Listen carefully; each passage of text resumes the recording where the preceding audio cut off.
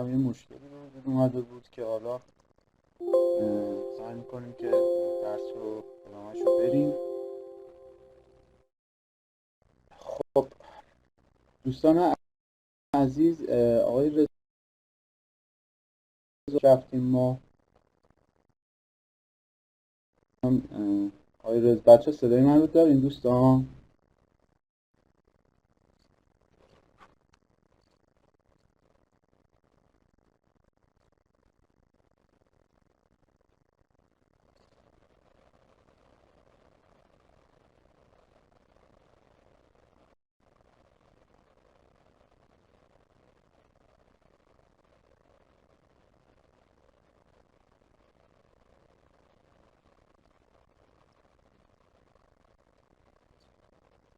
صدای دارید بچه ها؟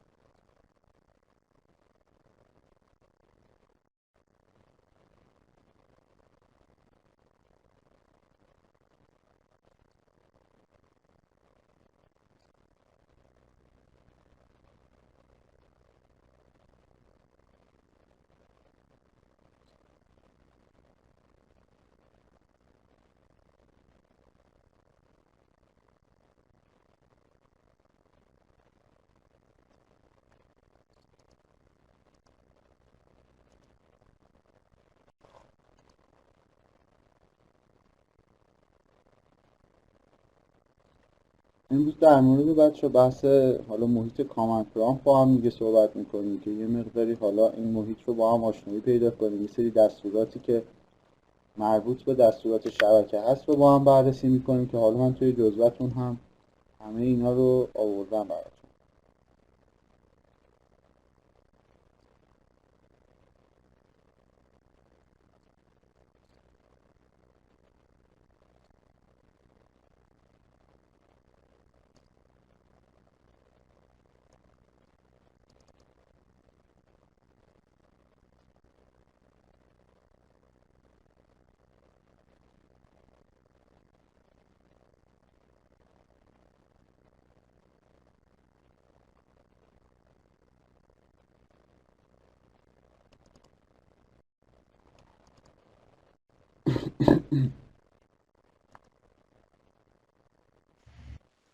سلام استاد، وقت بخیر. سلام استاد ببخشید، دو تا نکته میخواستم بگم که راهنمایی کنیم ممنون میشه. اولی اینکه به ما گفتن که کلاس‌ها تا تاریخ 10 خرداده و خب طبق چیزی که گفتن امروز فکر کنم آخرین جلسه ای میشه که با هم داریم. و نکته بعدی هم این که استاد امتحان شما افتاده 31 خرداد، بعد از اون ورم 2 تا امتحان دیگه همزمان با امتحان شما بر ما گذاشتن، یعنی یکی درس شماست، 2 تا درس دیگه هم یعنی پشت سر هم.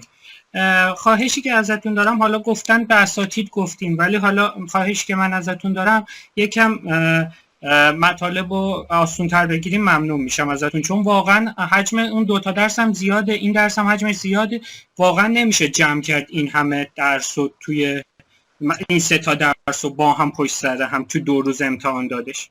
ممنون میشم ازتون. به چه دلیل؟ یعنی چی؟ من چیکار میتونم بکنم؟ چه صحبتی این؟ الان من متوجه نمیشم.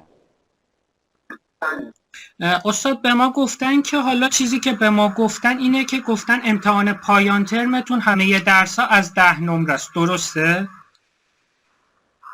والا من خودم معمولا این کارو انجام میدم. بله. آها، پس همه امتحانات آخر ترم از 10 نمره است، درسته؟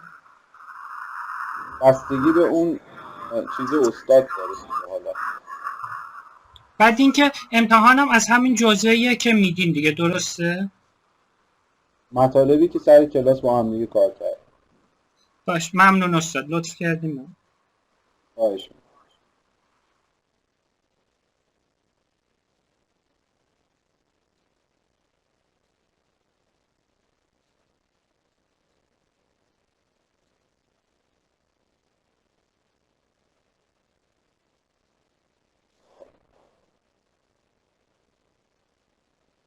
براتون ارسال میکنم بچه ها، آخرین نسخه جزوه رو براتون ارسال میکنم.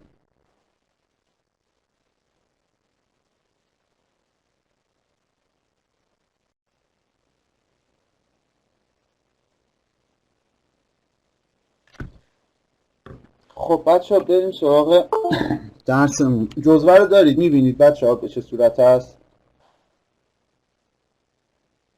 چشم، رکورد هم براتون میزنیم.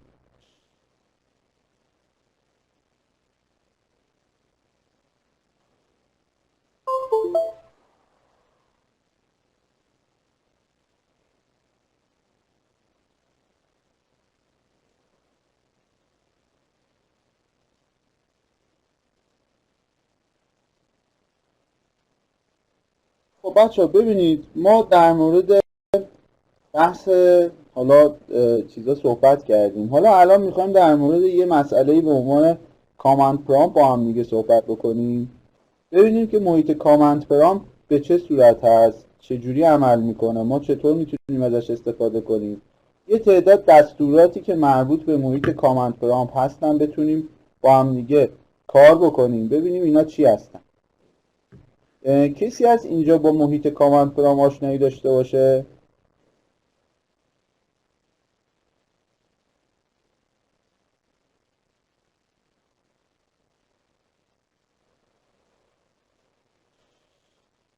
خب ببینید بچه ها، من بیام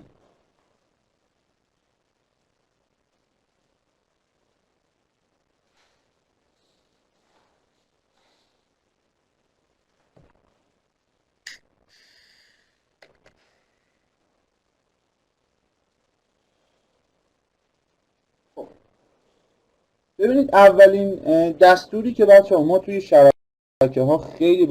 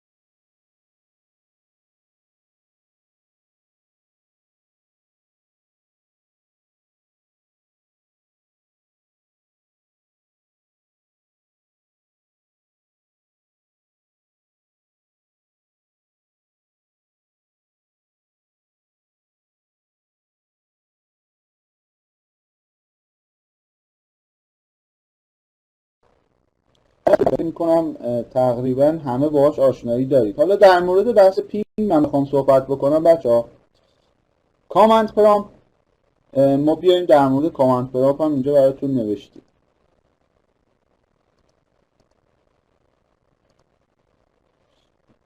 که کلمه CMD هست بچه ها. این کلمه CMD رو ما توی حالا بحث ویندوز به عنوان کامند پرامپت که در نظر میگیریم یک محیطی هست که بتونیم یک سری دستوراتی، یعنی پشت سیستم عامل این دستورات رو اجرا بکنیم. این دستورات ما هم به این صورت هستن که یک سری دستورات، حالا مخصوص هر چیزی ما دستورات خاص خودمون رو داریم. اینها دستوراتی هستند که امکان محیط گرافیکی شاید برای ما نباشه. البته تو محیط کامند پرامپت دستوراتی که تو محیط گرافیکی یا همون GUI هم میتونیم استفاده کنیم هم برامون قابل رؤیته. ولی خب به دلیل اینکه ما بعضی از دستورات هست که شاید بخوایم حالا بچه چون من اگر بخوام دسکتاپمو شیر بکنم احتمال داره این اینترنت هم قطع بشه، یه مقدار پهنای باندم کمه، به همین دلیل ما از رو جزوه میریم جلو، ولی من رو جزوه کامل توضیحات رو دادم. یک خط فرمانی هست که تو این خط فرمان کاملا میتونی یک سری دستورات کاربردی، حالا تو هر جهتی اقداماتی رو انجام بدید که بتونه حالا یک سری عملیات هایی برای شما انجام بده. برای باز کردن محیط کامند پرامپت همونطوری که توی جزوه‌تون نوشتیم، شما فقط کافیه توی سرچ ویندوزتون بزنید حالا CMD که مخفف همون کامند پرامپت هستش که با باز کردن ران یا تو همون محیط سرچ ویندوز کاملا شما میتونید این رو بزنید بیارید. حالا میتونید تست بکنید. بچه‌ها میخوان یه تست بکنید ببینید چطوریه؟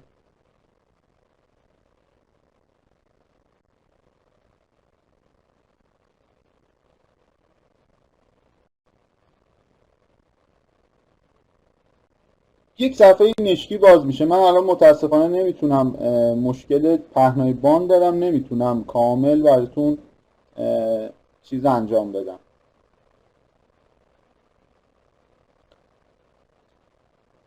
خب یک صفحه مشکی باز میشه که قطعا شما رو با حالا اون یوزری که دارید، اگر شما دوستان عزیز موقعی که کامند پرامپت رو باز میکنید ران از ادمنستریتورش بکنید، تو بهترین حالت یعنی تو بهترین دسترسی قرار میگیره و کامندهایی که شما میزنید رو کاملا میتونه اجرا بکنه. پس پیشنهاد من اینه که برای اینکه یه وقتی شما تو محیط‌های عملیاتی قرار گرفتید و تو این محیط‌ها خواستین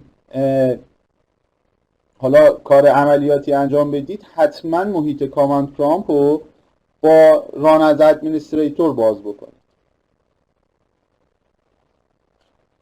میخواید با ران از ادمنستریتور هم باز بکنید ببینید چطوره؟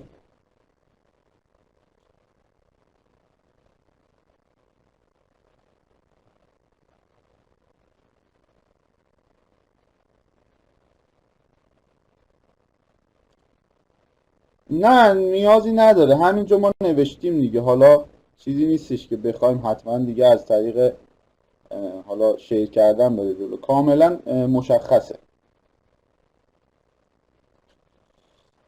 خب محیط صفحه مشکی باز میشه که از توی درایوی، یا اینکه شما بچه اگر تو CMD هم تایپ نکنید، اگر ویندوز شما تو درایو C نصب شده باشه، شما با مراجعه به آدرس درایو C ویندوز سیستم 32 cmd.exe اگر دقت بکنید تو سیستم عامل های ویندوزتون این مسیرتون اگر واقعا تو درایو C باشه، شما میتونید این مسیر رو ببینید.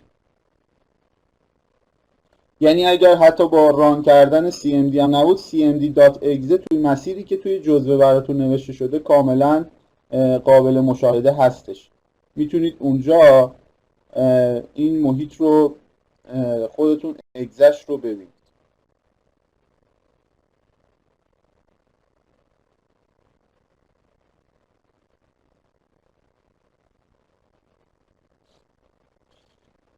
خب اولین دستوری که میخوایم با هم دیگه کار بکنیم بچه‌ها دستور پینگه. پینگ به چه معناست؟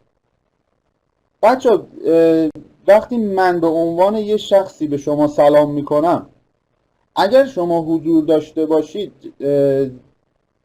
قطعا به من جواب سلام میدید دیگه. حالا چون معمولا هر غریبه هم شما حتی غریبه هم داشتید ببینید و بهش سلام بکنید، قطعا با یک جواب سلامی مواجه خواهید شد. در چه صورتیه که ما فقط جواب سلام رو نمیگیریم؟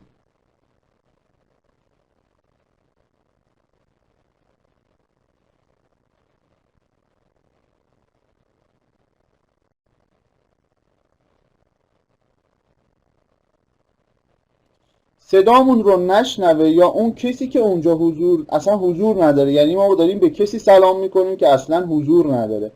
بچه پینگ هم همینطوره. ما دستور پینگ رو وقتی تایپ میکنیم به معنای اینه که ما داریم یک سلامی به یکی یه سلام داریم برای یک کسی میفرستیم و اگر اون طرف حضور داشته باشه جواب سلام ما رو میده و در صورتی که نباشه یا پیغام برگشت به ما میخوره. مثلا شما فکر کنید سلام کردین، به اصطلاح دیدید میگیم که طرف سلام کردیم سلاممون خورد به دیوار. این یه اصطلاحی هستش که حالا خیلی وقتا داره توی حالا بعضی داره گفته میشه و میبینیم که حالا چنین چیزی وجود داره. به همین دلیل پینگ علامتی هستش که به ما نشون میده آیا اون شخصی که ما داریم پینگ میکنیم. ببینید الان من تو این شکل براشون نوشتم پینگ فاصله یا اسپیس 8.8.8. به چه معناست؟ من الان دارم به کی سلام میکنم؟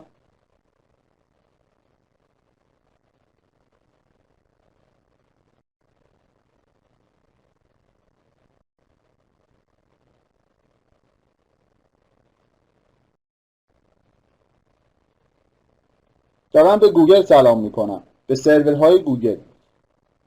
پس الان در حال حاضر ما به سرور گوگل که سلام کردیم جواب سلام رو به ما داد، یعنی که این سرور هست اونجا وجود داره جواب سلام ما رو میده.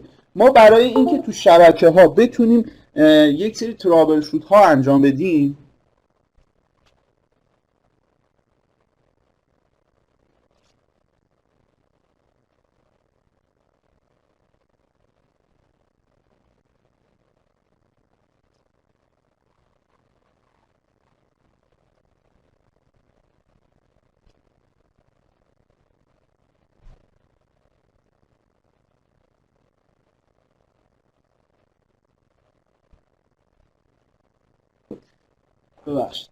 بتونیم یک سری ترابل شوت ها انجام بدیم. مثلا میخوایم ببینیم آیا ما ارتباطات شبکه‌ای که داریم آیا کانفیگوریشن یا پیکربندیمون رو درست انجام دادیم یا خیر. وقتی بخوایم این کارو کنیم معمولا میایم از دستور گوگل، از دستور پینگ استفاده میکنیم. حالا ما اینجا به طور مثال زدیم پینگ 8 ولی میتونیم خیلی دیگه از حالا سرورها یا روترهای خودمون بزنیم. شما همین الان میتونید مثلا روتر منزل خودتون رو پینگ بکنید، ببینید که این روتر آیا وجود داره یا نه. اگر نداشته باشه، اگر آی پی رو درست بدید یا اسم رو درست بدید، به راحتی میتونید این مسئله رو امتحان بکنید. خب دوستان در مورد پینگ سوالی کسی نداره؟ مثالی چیزی نمیخواید؟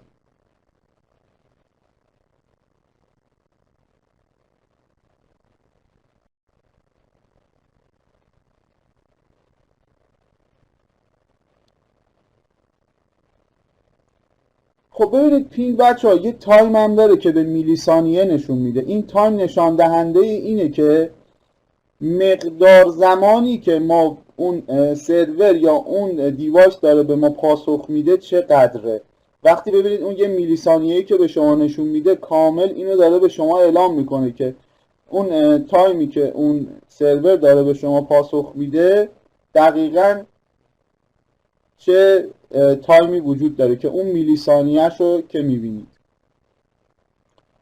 خب دوستان دستور بعدی دستور نت استیت. نت استیت به معنای بررسی وضعیت شبکه هستش. خیلی وقتا حالا نت استیت بچه‌ها یک سری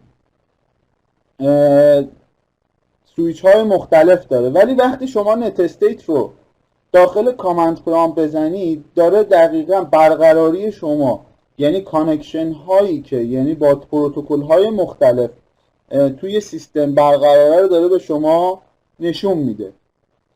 ببینید الان تو شکل میبینید بعد دوستان تو شکل الان من یه دستور نت استیت که زدم کامل داره به من نشون میده که چه کانکشن هایی روی سرور من برقراره با سرورهای مختلف، با حالا استبلیش شده، یعنی استیتش وضعیتش استبلیش هستش که به صورتی است که شما کاملا میتونید حالا با اون سرورها یا با اون آی پی ها در حال ارتباط هستید.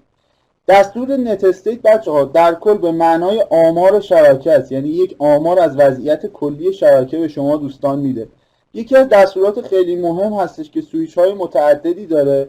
این سویچ هاش هم شما حالا میتونید تست بکنید، ولی در کل داره آمار و وضعیت شبکه اصلی رو به شما نشون میده و میگه که کانکشن هایی که شما الان دارید با چه سرورها و با چه آی پی هایی هستش.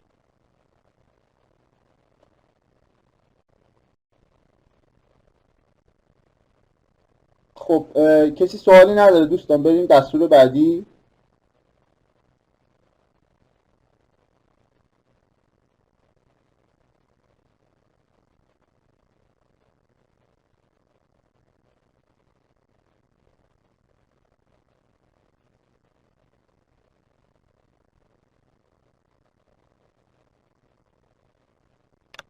خب بذارید یکی از دوستان سوال پرسیدن، ببینیم سوالشون چیه.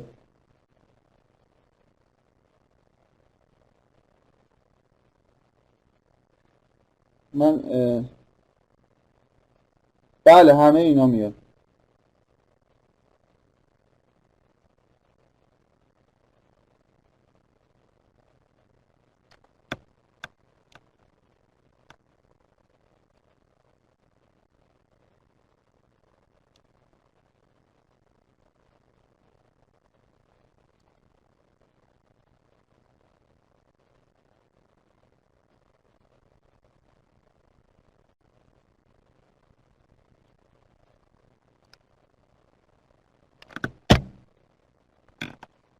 دوستان سوالی ندارید؟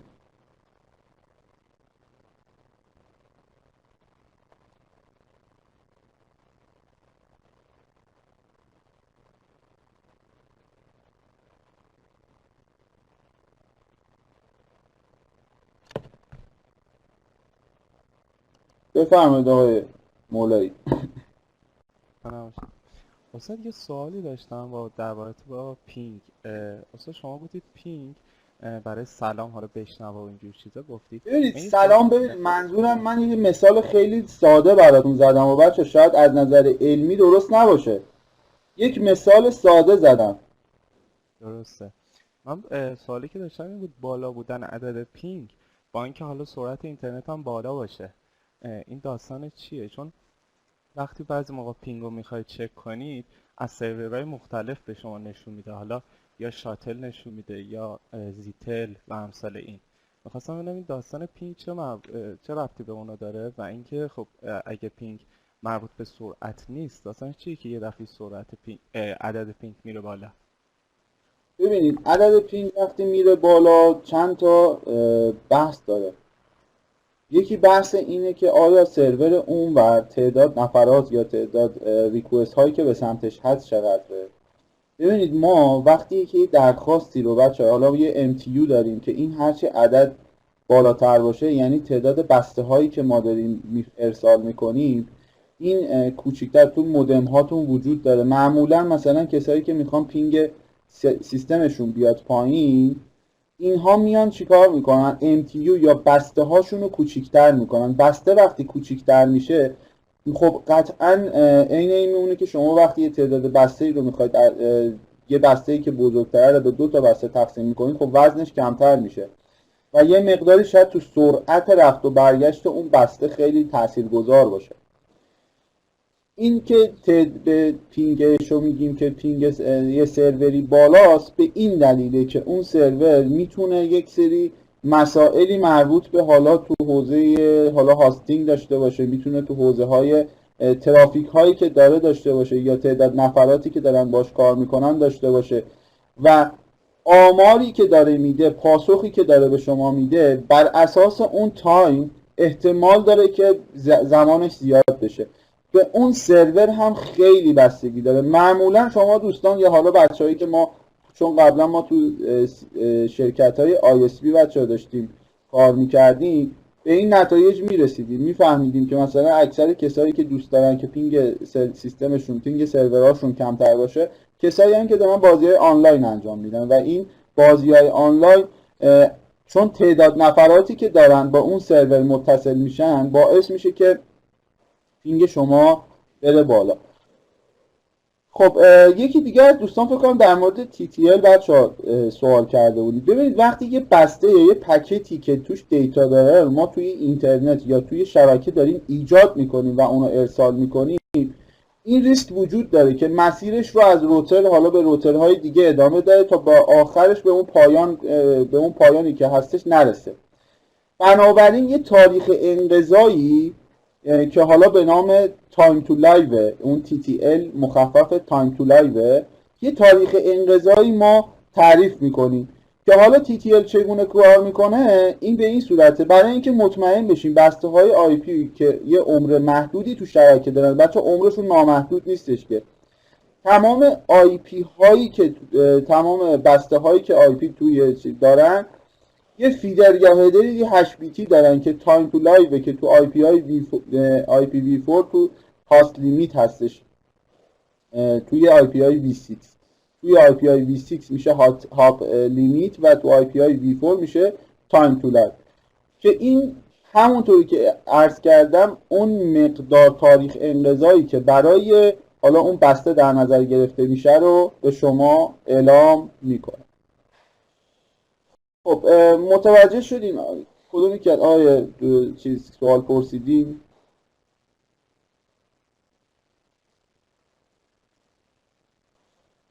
شما ببینید بچه الان شاید شما اینترنتتون خیلی خوب باشه ولی اون سروری که دارید بهش پینگ میکنید شاید اون واقعا نتونه اون تایمی که مثلا حالا به خاطر اون تعداد چیزایی که داره نتونه پاسخ شما رو بده. پس اینم باید در نظر بگیرید.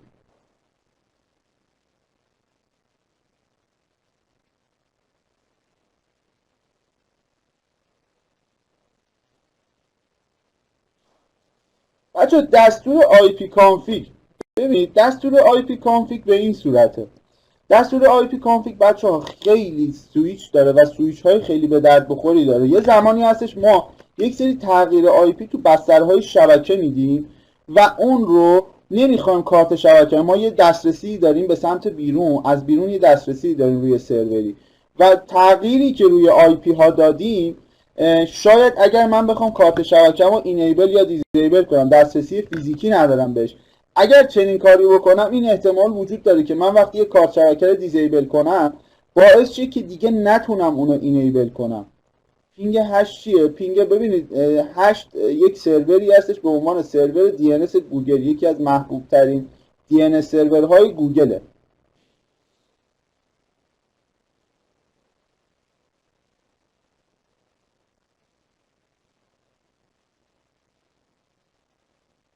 پینگ 88 یعنی اینکه من دارم یک سلامی میفرستم، به همون سلامه بود که مثال ساده ای زدیم در مورد سلام، دارم یه سلامی میفرستم برای مثلا سرور DNS گوگل، اون 888 IP سرور DNS گوگله.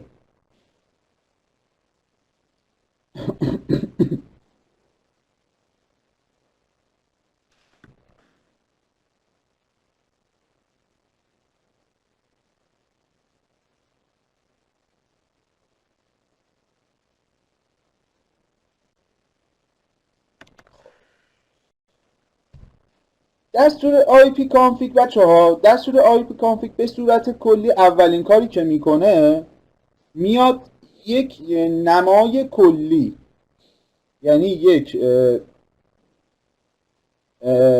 وضعیت کلی از ساختار شبکه به ما میده. این ساختار شبکه‌مون چی میتونه باشه؟ IP آدرسمونه و گیتوی مونه، سابنت ماسکمونه که میاد این وضعیت رو به ما اعلام میکنه. حالا این IP کانفیگی که بچه‌ها ما داریم در موردش صحبت میکنیم ببینید دستورات مختلفی داره. یه روش صحیحی هستش، یه روش سریعی، هستش برای به دست آوردن آی پی کامپیوتر. شما اگر آی پی کانفیگ رو بزنید همه بچه‌ها، ببینیم چی جواب میده بهمون.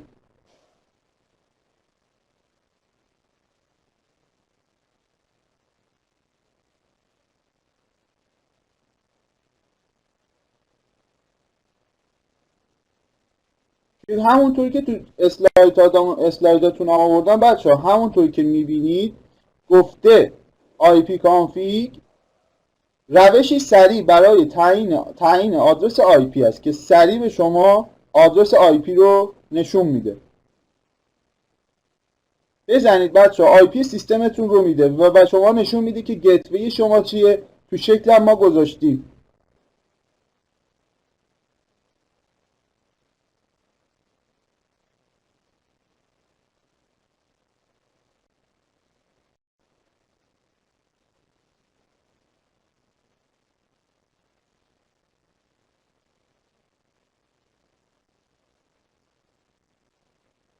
بچه ها تک تک تست بکنید، چون من سیستم ندارم دیگه.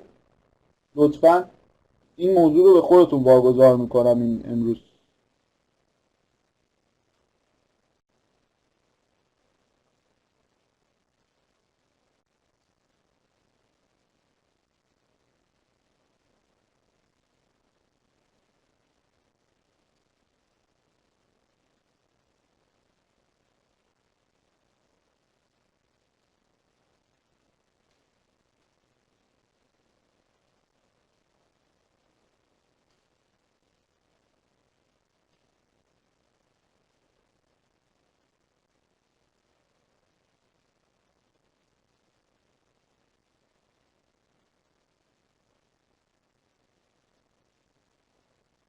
خب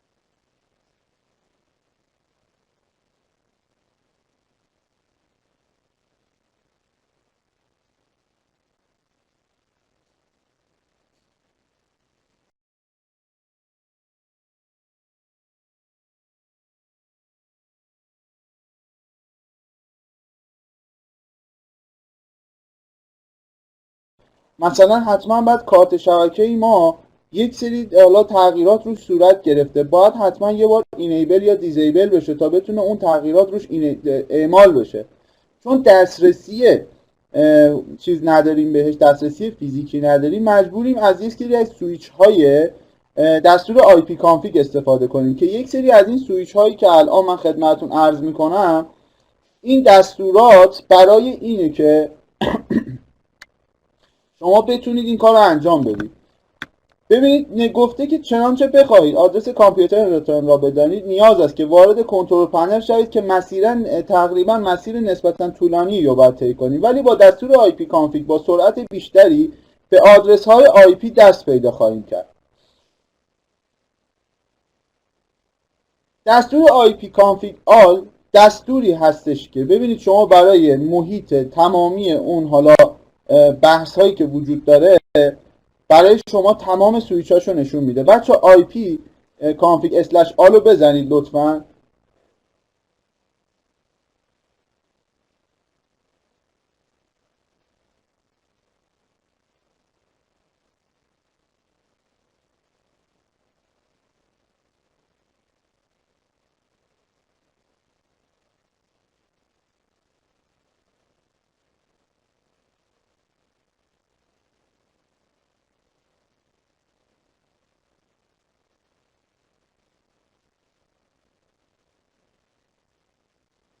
بچه تست بکنید سویچ هاشو ببینید آی پی کانفیگ رینیو و حالا دی ان اس فلش اینا رو برای شما میاره. تست بکنید.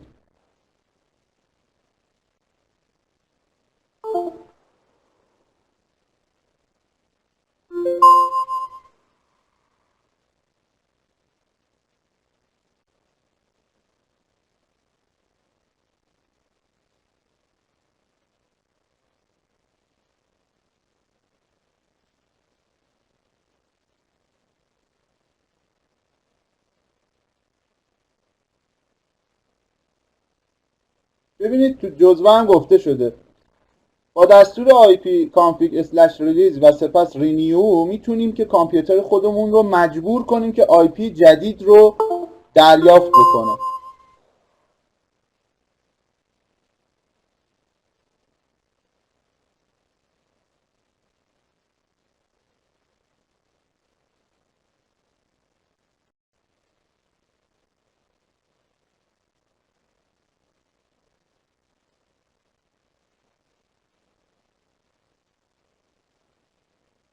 بله نتورکتون حالا نزنید الان، فقط در صورتی که ببینید، من نگفتم بزنید، چون الان بزنید خب یه لحظه چیز شما رو بچه چیز تغییر میده دیگه، آی پی جدید بگیره از سیستمتون، احتمال این وجود داره که یه مقداری تأخیر تو شبکتون ایجاد کنه یا باعث قطع و وصل شدن شبکتون بشه.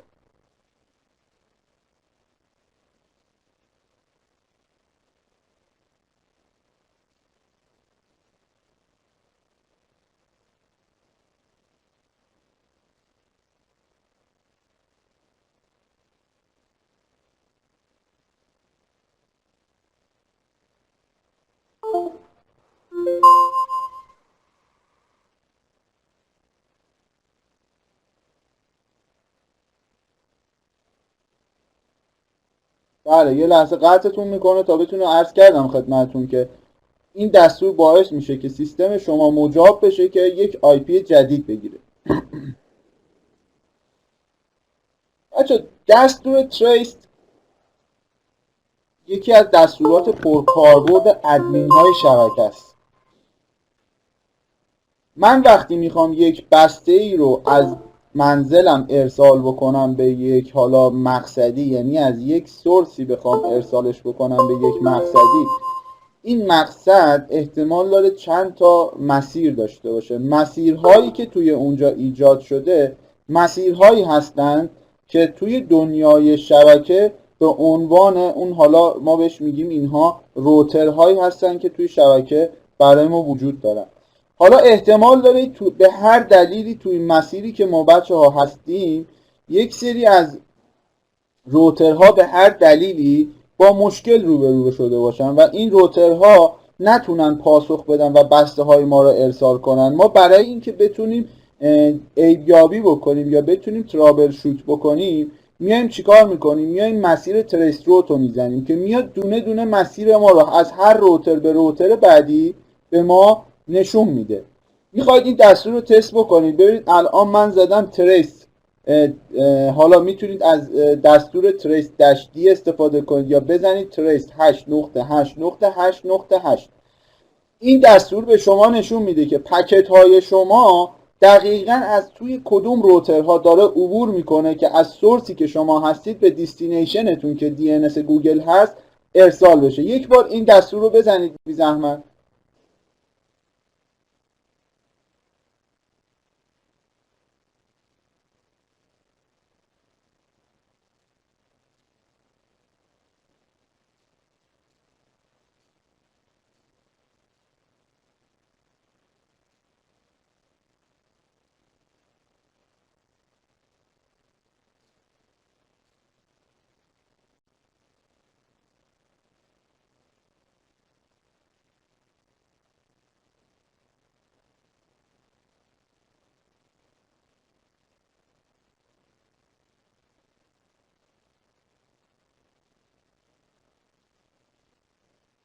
بچه صدای من رو دارید؟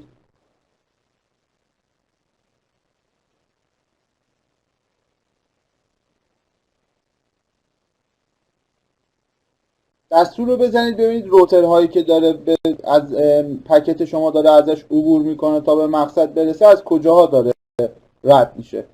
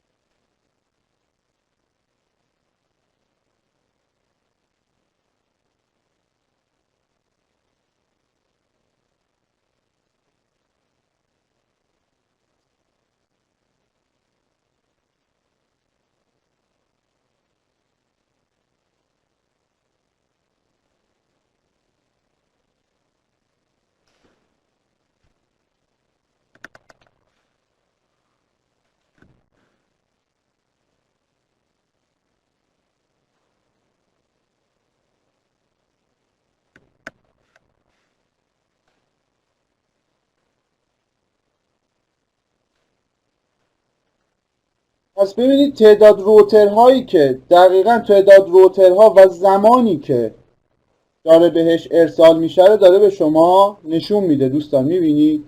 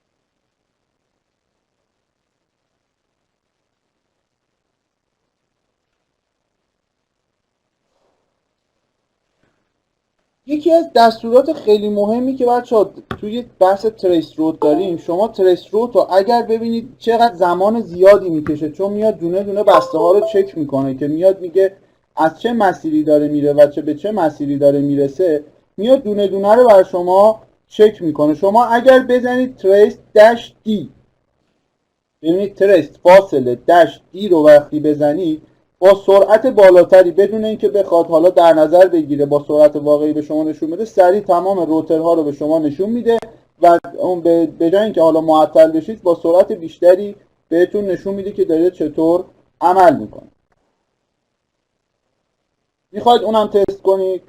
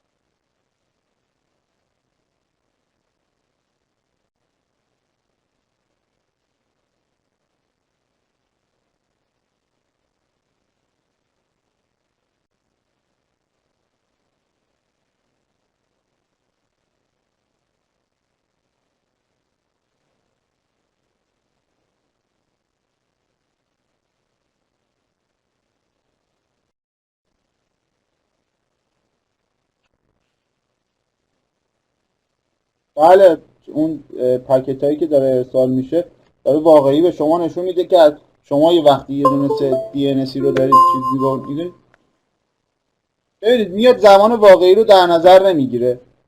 یه لحظه بچه ها. بله بله شما خوب به من سر کلاس هم چی شده؟ مشکلیه؟ باشه بگیر.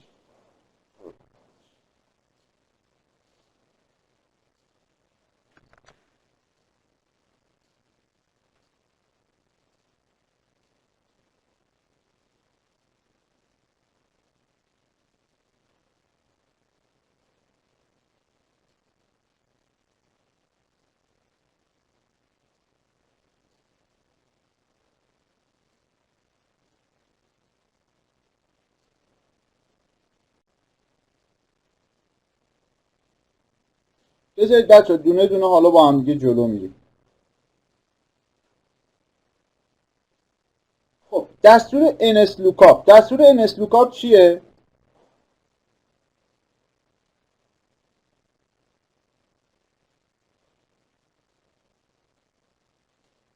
کسی میدونه؟ من اینو بیارم پایین با هم دیگه ببینیم دستور NSLOOKUP چیکار میکنه.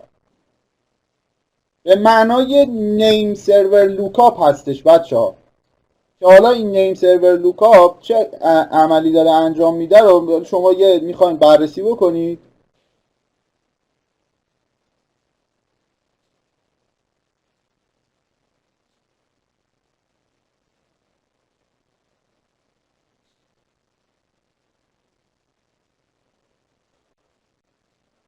ابزاری هست به معنای خطایابی. بچه ما وقتی میگیم خطایابی یعنی همون چی؟ ترابل شوتینگ. به معنای خطایابی برای به دست آوردن مشکل، حالا راه حل اون مشکلی که برای ما ایجاد شده. شما وقتی NS لوکاپ رو که میزنید باعث میشه که به شما نشون بده که شما دارید از چه DNS سروری استفاده میکنید و وقتی که توی NS لوکاپ وارد دستور NS لوکاپی میشید توی اونجا میتونید چیکار کنید؟ میتونید بگید که آقا جون حالا شما به من بگو که این DNS سروری که من زدم، مثلا بگیم که از DNS سرور دیفالتتون، اگه بستگی داره شما DNS سرورتون چی باشه دوستان. اینجوری نیستش که هر کسی، شما اگر تو شبکه‌های دومین باشید معمولا دومینتون DNS سرورهای داخلی داره که حالا یه فورواردری براش انجام شده که این فورواردر به سمت بیرونه و حالا بحث ترجمه آدرس رو انجام میده.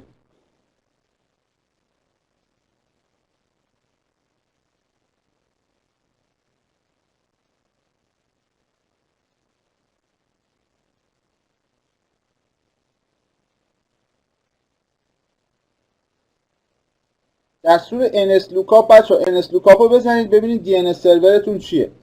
ببینید من اینجا NSLOOKUP زدم تو سیستم خودم، تو عکسش هست، زده چی؟ زده که DNS سرور من گوگله، یعنی من DNS سرور خودم رو گوگل قرار دادم.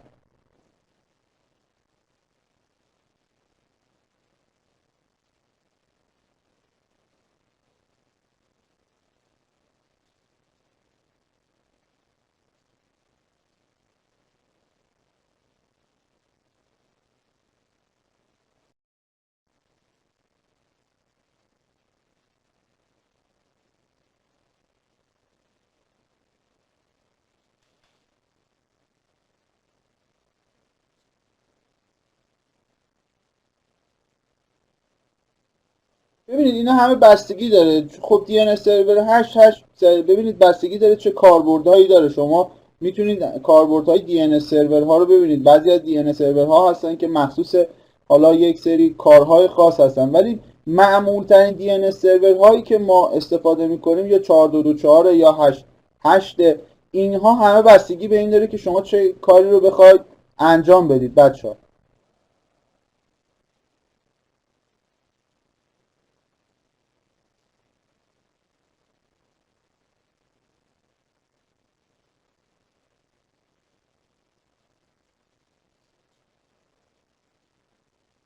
همه زدین DNS سرورها رو؟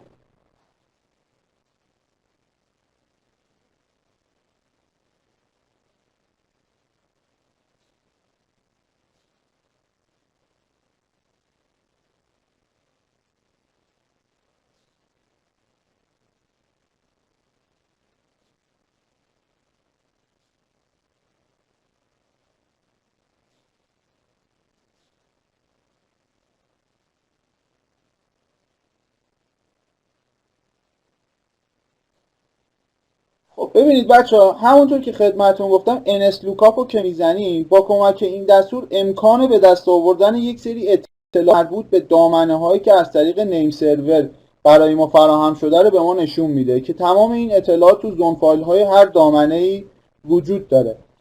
این دستور به منظور عیبیابی تمام رکوردهای DNS بررسی میشه. چنانچه رکوردی وجود نداشته باشه یا اشتباه ثبت شده باشه ما میتونیم اون رکورد رو ترابل شوتش بکنیم و مشکلات مربوط به اون بحث نرسیدن یا باز نشدن سایتمون یا حتی هر اتفاقی که افتاده رو بتونیم به دست بیاریم. ما دو مدل حالا تو این چیز دو تا حالت داریم، یکی تعاملی که اینتراکتیوه، یکی هم نان اینتراکتیوه. که حالا توی بحث اینتراکتیوش که با وقتی دستور NS لوکاپ رو میزنیم، ببینید توی محیط کامند پرامپت وقتی دستور NS لوکاپ رو میزنیم بعدش میایم چیکار میکنیم؟ نام و آدرس IP یا حالا اسمش رو میدیم یا IP رو میدیم که حالا سروری که سیستم از اون استفاده میکنه رو داره به ما نمایش میده. الان همین کاری که شما کردین توی خط بعدی شما میتونید آدرس یه دامنه دیگر رو بدید. اونجا توی بحث تعاملیش یا اینتراکتیوش میاد به ما میگه که شما داری از چه DNSی استفاده میکنی. توی خط بعدی شما میتونید هر IP رو وارد بکنی. مثلا ما ببینید اونجا زدیم که yahoo.com که تو این حالت تمام IP های مربوط به سایت یاهو رو به ما نشون میده که آی پی هایی که مربوط به دی ان اس سرفری که از اون داریم استفاده میکنیم داره برای ما تو معرض نمایش قرار میگیره. و حتی بعدش میتونیم دوباره یک آی پی، یک اسم دیگه از یک دامنه بدیم. الان بچه‌ها چند تا دامنه رو تست بکنید، به من نتیجهشو اعلام بکنید.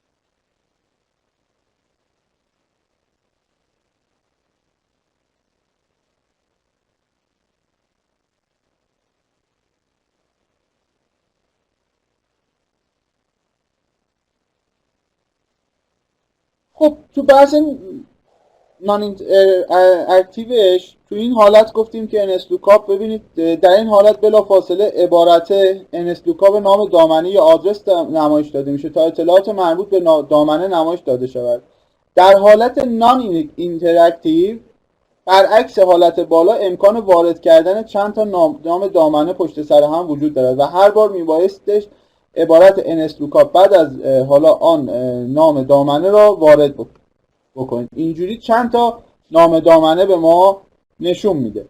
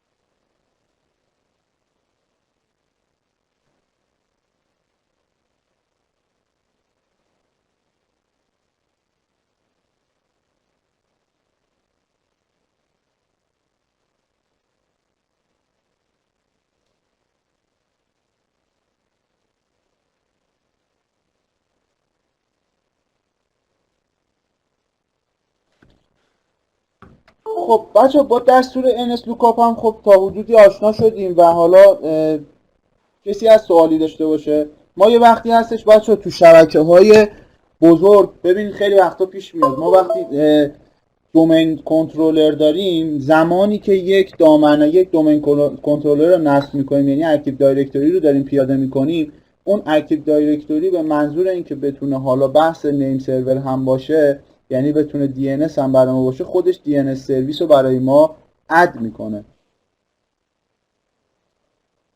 و توی شبکه‌های بزرگ بچه‌ها دونستن بحث DNS سرور خیلی مهمه و میتونه کمک شایانی به ما بکنه تو بحث ترابل شوتینگ و تو بحث حالا عیبیابی تو شبکه‌های بزرگ هستن و به ما کمک کنه که ما بتونیم توی عیبیابیمون یک سری مسائل مربوط به حالا اینکه DNS سرورمون کار نمیکنه اشکالش چیه.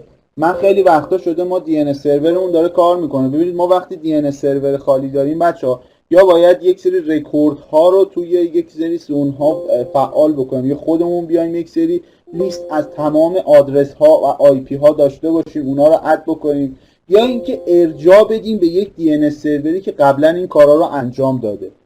ما وقتی که میایم از DNS سرورهای معروف استفاده میکنیم، این DNS سرورهای معروف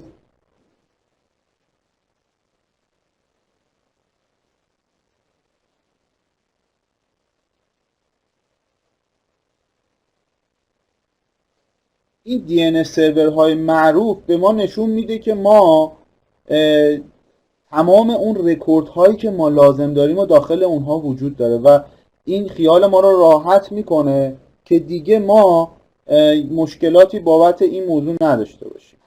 خب بچه بحث میخوان یه چند دقیقه استراحت بکنیم تا 10 دقیقه دورو استراحت بکنیم بعد برمیگردیم. آقای رضالو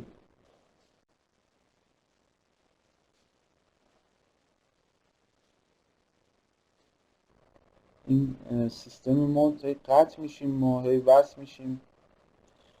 خب بچه صدای من رو دارین بعد دوستان؟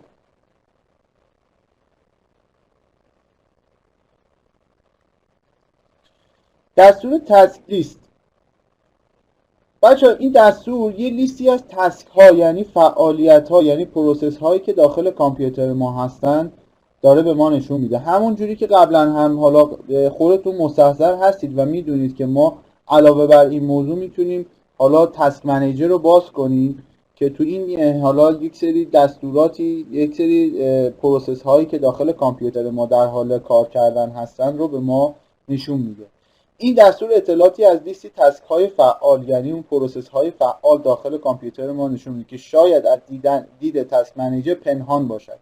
توی تسک منیجر بچه شاید یک سری از پروسس هایی که داخل کامپیوتر شما داره اتفاق میفته به نمایش نذاره و به صورت هیدن باشه، ولی توی دستور تسک لیست رو وقتی داخل کامند پرامپت ایجاد بزنیم باعث میشه که بتونیم حالا اون پروسس هایی که داره کار میکنه تو کامپیوتر ما به ما نشون بده. تسک لیست داشوی جزئیاتی بیشتری از هر تسک رو نمایش میده که حالا پروسس هاش رو نشون میده، چه جزئیات ریزتر و دیتیل تری رو به ما نشون میده. تسک لیست داش SVC سرویس های مربوط به هر تسک رو یعنی سرویسی که روی اون پروسس داره صورت میگیره رو بهمون نشون میده. تسک لیست داش M امکان فایل های DLL مربوط به هر تسکی که فعال شده رو داره به ما نشون میده. هر کدوم از اینها رو بچه‌ها میخواید یه تست بکنید به من نتیجه رو اعلام بکنید لطفا. من امروز واقعا نتونستم سیستمم رو کاری بکنم که چون با یه مکافاتی اصلا دارم کلاس رو برگزار میکنم این اینترنت ها به مشکل خورده این روتر من و کامپیوتر من پهنای باندش کم میشه و باعث تعطیل میشه. اینو تست بکنید دوستان بی زحمت.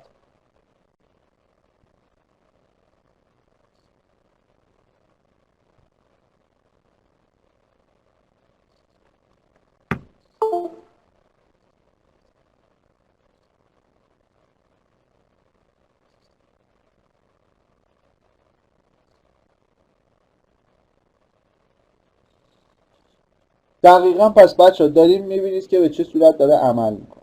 خب بریم دستور بعدی، دستور شاتدان. بچه ها گفتم همونطوری که خدمتون گفتم یک سری از دستوراتی که ما داریم به صورت گرافیکی انجام میدیم هم میتونیم به صورت دستوری داخل یعنی به صورت کامندی داخل کامند پرامپت این کار رو انجام بدیم. معمولا بچه ها دستوراتی که نیاز به اتوریتی بالا یعنی نیاز به دسترسی سطح بالایی داره ما میایم چیکار میکنیم؟ میایم از طریق کامند پرامپت حالا یا تو ویندوز های سرور ما یا پاورشل هستن از اونها استفاده میکنیم که بتونیم دستورات رو به صورت واقعی تر اجرا بکنیم.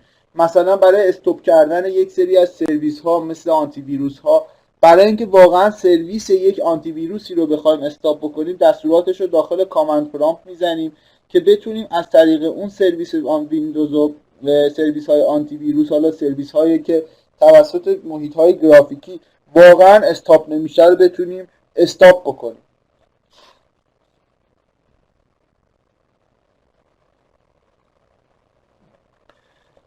دستور شاتدان بچه ها ببینید شاتدان سویچ های مختلفی تو دستور خودش داره. ما دستور شاتدان رو خب خیلی راحت میتونیم اجرا بکنیم به صورت گرافیکی و مشکلی هم برای ما نداره.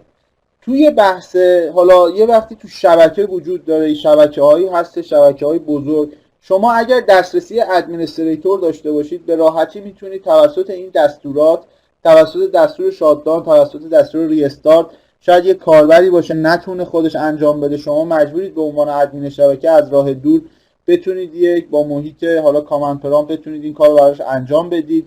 دستوراتی که استفاده میشه بیشتر به منظور بحث ترابل شوتینگ کردن و حرفه‌ای شدن توی حوزه شبکه و حوزه های نتورک هستش.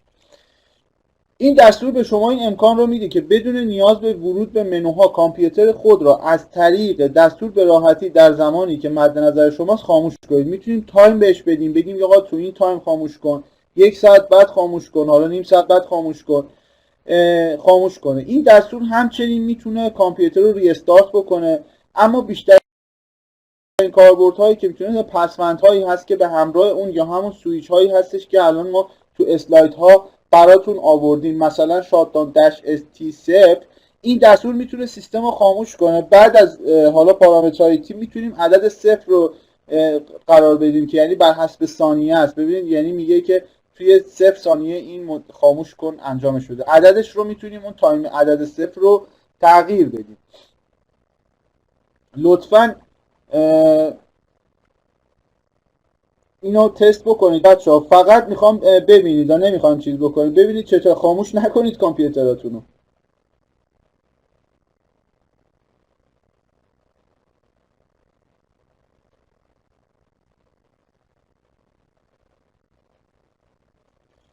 حالا بریم دستورات دیگه‌اش رو ببینید. دستورات دیگه‌اش به چه صورت عمل میکنن. شاتداون RT0 این دستور میتونه سیستم رو ریستارت بکنه. بچه‌ها ببینید تو بالا سویچی که استفاده کردیم سویچ S بود که مخففه، یعنی اولش S یعنی شاتداون بود. توی دستور بعدی R به معنای ریستارته.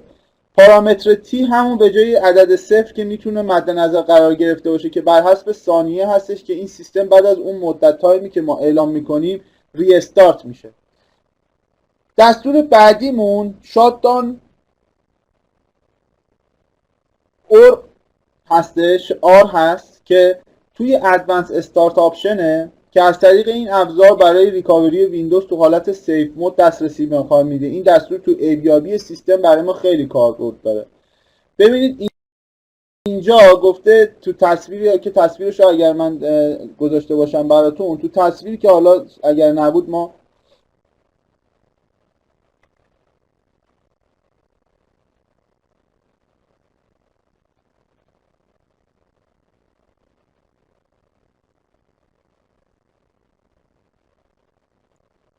یه لحظه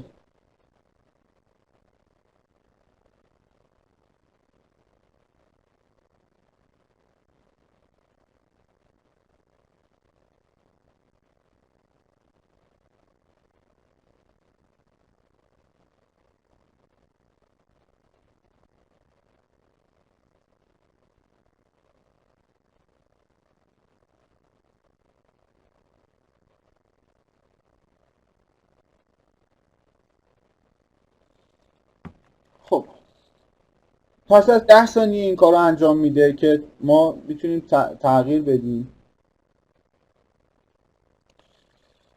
دستور بعدیمون بچه درایور کوئری است. درایورهای برنامه‌هایی هستن که به کامپیوتر شما اجازه میدهند با سخت افزارهایی که متناسب با اون سیستم هست یا دستگاه‌هایی که دیگه برقرار شده ارتباط برقرار کنن. بدون وجود درایور دستگاه‌هایی که به کامپیوتر متصل می‌کنین مثل پرینتر، اسکنر، همه اینها خودتون می‌دونید که به درستی کار نمی‌کنه. پس تنظیمات نادرست درایورها و یا عدم وجود اون درایورها، هر کدوم از این درایورها بچه برای ما میتونه دردسرساز بشه. پس ما گاهی نیاز داریم که ببینیم اطلاعاتی از این درایورها داشته باشیم. حالا محیط جایگزینی که برای این درایورها، برای دیدن آپدیت درایورها برای ما توی محیط‌های گرافیکی ویندوز در نظر گرفته شده توی همون قسمت دیوایس منیجرمون هستش که تو دیوایس منیجر کاملا ما میتونیم اینها رو بررسی بکنیم. توی دستور درایور کوئری که وقتی میزنیم این اطلاعات هم به ما میده. میخواید بچه‌ها یه تست بکنید این رو؟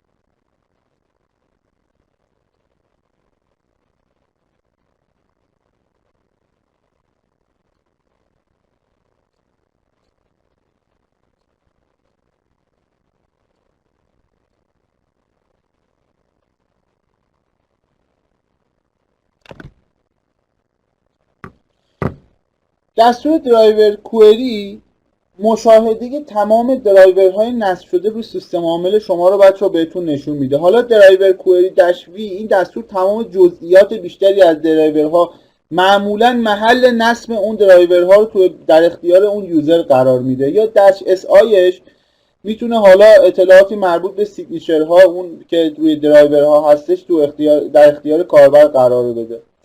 اون امضاهای دیجیتالی که برای درایورها ایجاد شده اونها رو میتونه بهتون، یا درباره اون اطلاعات شرکتی که اون درایورها رو تولید کرده یا اون سخت افزار رو تولید کرده، این دستور میتونه مطمئنتون بکنه که این درایور از کمپانی یا همون شرکت تولید کننده اون سخت افزار و دیولپر اون درایور بر شما گذاشته شده.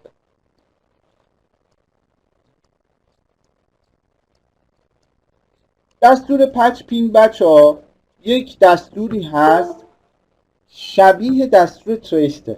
حالا اون کار رو انجام بدیم. کارتون که انجام شد همگی مثبت بذاریم، بعد میریم سراغ حالا دستور پچ پینگ.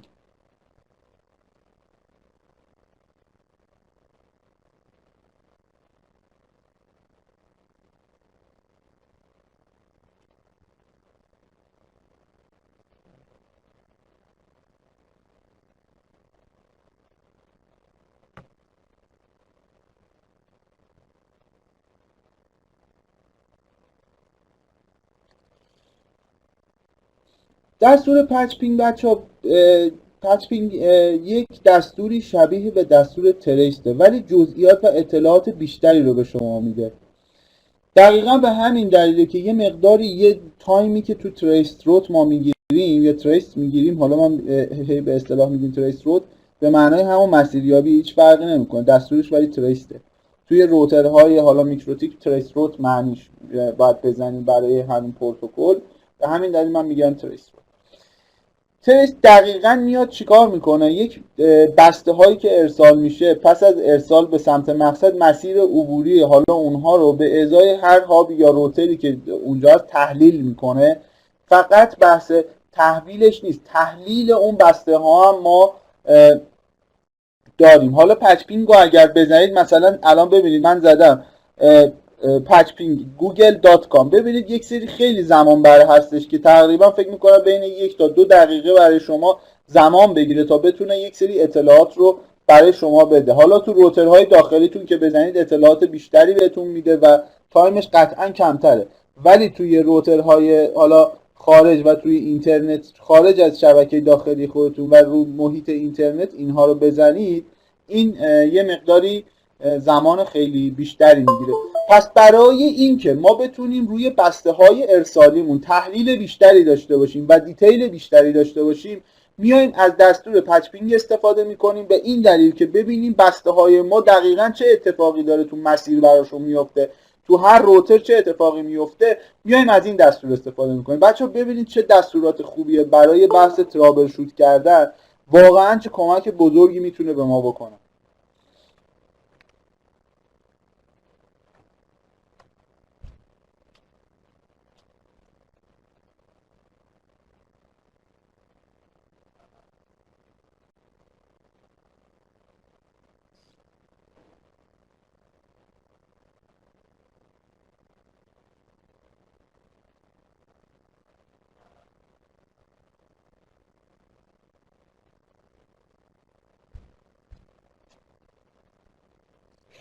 دوستان این دستوراتی که ما داریم خدمتتون میگیم دستورات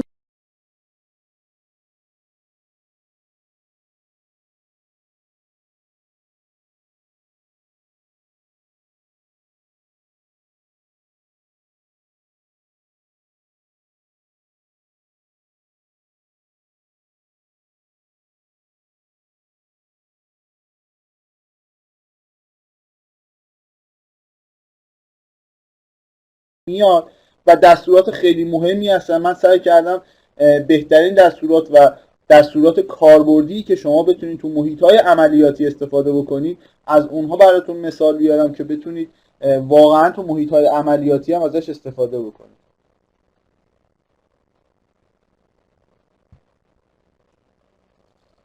خب کسی سوالی نداره بریم سراغ دستور بعدی.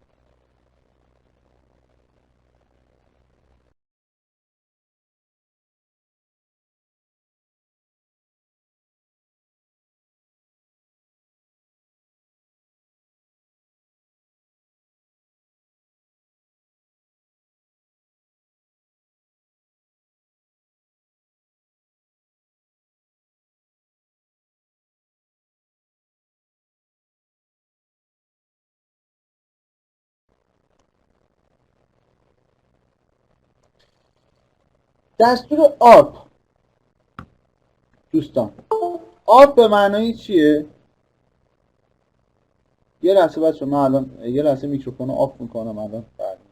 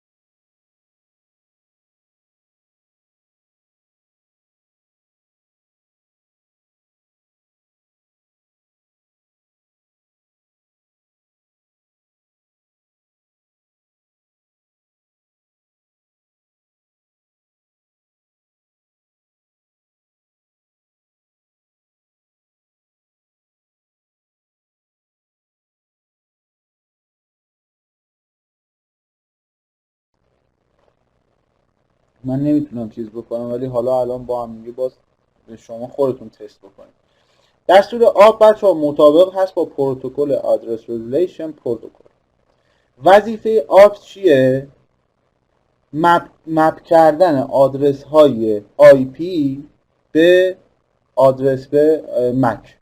یعنی مک رو یک آرپ ارسال میکنه که این آرپ وقتی ایجاده یعنی اظهار وجود میکنه، هر دستگاهی که داخل شبکه به یک چیزی به یک سویچی متصل میشه اظهار وجود میکنه، میگه من وجود دارم. این وجود دارن یه جورایی همون شبیه آرپ هستش که وقتی که این آرپ ارسال میکنه میاد آدرس IP و مک اون رو میگیره اون سویچ و به اون مک یک تیبلی درست میکنه، بهش میگن مک تیبل، که از طریق اون مک تیبل به هر مک تیبلی که حالا بچه میدونید که مک یک آدرس فیزیکالی هستش که توی به صورت یونیک برای هر دستگاهی که تحت شبکه هست قابل شناسایی هست، یعنی کاملا یونیکه، کاملا اختصاصیه و برای هر دستگاه یک آدرس یونیک داده میشه. ببینید وقتی که ما آرپو داریم استفاده میکنیم معنی و مفهوم آرپ به این صورت هستش. بچه خیلی مهمه. من حالا در مورد آرپ که میخوام صحبت بکنم بذارید یه مقداری حالا بحثمون رو بازتر بکنیم. که ببینیم چه چیزیه. یکی این آرپ یکی از مجموعه پروتکل های TCP/IP هستش که هدف اون توی شبکه تبدیل کردن IP آدرس فیزیکال به آدرس یا مک آدرس در شبکه هستش. برای برقراری بین کامپیوترها توی شبکه تو لایه اپلیکیشن کامپیوترها از IP استفاده میکنن، درسته؟ همین موضوع رو توی لایه های 2 داریم، ولی با این تفاوت که ما توی این لایه به جای استفاده از IP، همونطوری که بچه ها تو سویچ ها بهتون گفتیم، به جای اینکه ما تو لایه 2 الان اگر یادتون باشه تو سویچ های لایه 2 گفتیم که تفاوتی که با لایه 3 دارن اون از مک استفاده میکنن. دقیقا اینجا داریم به اون نتیجه میرسیم. تفاوت ما اینه که تو این لایه به جای استفاده از IP داریم از مک آدرس استفاده میکنیم. ما میتونیم برای دیدن مک آدرس حالا مرتبط به کارت شبکه خودمون از همون دستورات مثل IP config استفاده بکنیم یا get mac استفاده بکنیم که حالا توی اسلاید بعدی بهتون نشون داده میشه که چطور ما میتونیم مک یک دستگاه رو هم به صورت گرافیکی یا هم به صورت حالا توی کامند پرامپت بتونیم این مک رو به دست بیاریم. بچه صدای من رو دارید دیگه؟ آره؟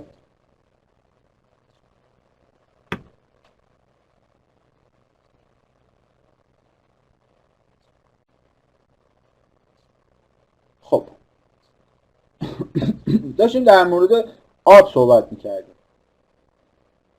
به طور کلی هدف آرپ تو شبکه‌های لن بچه‌ها پیدا کردن مک یا هم آدرس متناظر با آدرس IP است. پس ما ببینید برای عین این میمونه که ما یک دستگاهی وقتی به شبکه متصل میشه میخواد اظهار وجود بکنه. حالا این مثالهایی که من میزنم خیلی مثالهای شاید بچه‌ها به صورت عامیانه باشه ولی شباهت زیادی به این موضوع داره. اظهار وجود میکنه و این اظهار وجود کردنش در قبالش یک مک میفرسته، یعنی یک مکی ارسال میکنه، بعد اون میاد داخل یک جدولی مک ها گذاشته میشه و به ازای هر مک یک IP لوکال یا یک IP پرایوت اختصاص میده به اون دستگاه و اون دستگاه رو به حالا شبکه متصل میکنه. کلا طرز کار شبکه ها تو لایه 2 به این صورت بود دیگه. ما قبلا هم با هم دیگه در این مورد مفصل صحبت کردیم. حالا آرپ که چگونه کار میکنه؟ کسی سوالی داره؟ من فکر کنم یه کسی فکر کنم درخواست داره. چه صدایی اومد آخه؟ این میکروفون کسی فعاله؟ ما 2 تا هاست رو اگر در نظر بگیریم، زمانی که هاست یک قصد برقراری ارتباط با یه حالا سایر دیوایس های شبکه داره، به 2 مورد برای برقراری ارتباط بچه‌ها نیاز داره. مورد اول که میشه IP اون حالا نقطه‌ای که وجود داره. گفتیم 2 تا هاست داریم.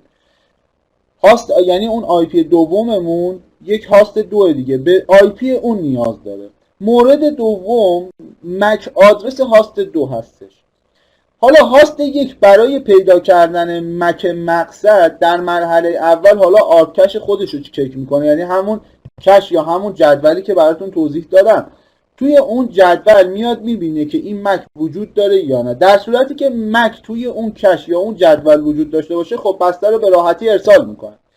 اگر مک تو اون جدول یا اون کش وجود نداشته باشه هاست 1 آرپ ریکوست ارسال میکنه و توی پیام ارسالی به جای مک مقصد از یه مک حالا دیفالتی که به صورت FFFF هست استفاده میکنه. زمانی که بسته به سویچ میرسه، سویچ با دیدن این بسته مک هاست 1 رو روی پورت متصل به هاست 1 یعنی چیز میکنه، جایگذاری میکنه و بسته رو روی تمام پورت های خود برودکست میکنه. یعنی برودکست یعنی پخش میکنه. گفتیم برودکست میشد ناحیه انتشار و از تمام هاست های شبکه سوال میکنه که اگر این IP شما با IP این پکت ارسالی مطابقت داره لطفاً مک دستگاه خودتون رو ارسال بکنید و این آرپ ریکوست توسط هاست 1 دریافت میشه و هاست 1 مک مقصد رو تو آرپ کش خودش نگه میداره. یعنی چی؟ هاست 2 رو نگه میداره. پس این ارتباط به صورت یونیکست آغاز میشه. متوجه شدیم بچه‌ها به چه صورتی هستش این آرک؟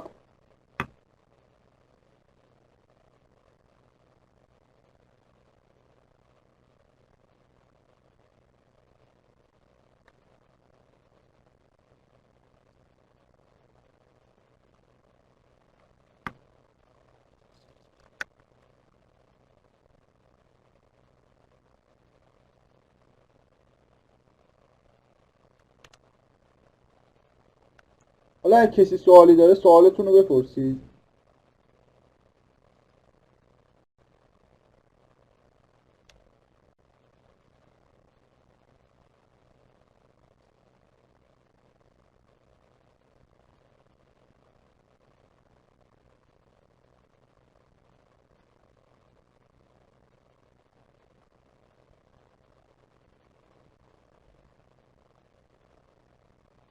توی روترها یا توی سویچ ها وجود داره کش دیگه، اون جدولی که داخلش قرار گرفته به صورت کش، هر جایی که حالا قبلا اگر آرک رو تو کش خودش یا تیبل خودش داشته باشه شناسایی میکنه. هر جایی که وظیفه برودکستینگ رو داره، یعنی قراره که آی پی ارسال بکنه، سویچ ها، روترها. حالا بعضی از روترها هستن که شما روتری که داخل منزلتون دارید استفاده میکنید حتی از طریق وایرلس، بله اون هم روتر هستش و هم میتونه تیبل نیستش، مک تیبل هست. یک جدولی داره که مک هایی که بهش ارسال شده همین روال کاری که براتون توضیح دادم رو داخل خودش داره و به ازای هر میاد یک پیغامی رو بین تمام پورت های خودش پخش میکنه. هر کسی دید که این آدرس و آدرس خودش هست میاد در جوابش قرار میده و یک آی پی بهش اختصاص میده و بسته به اون ارسال میشه.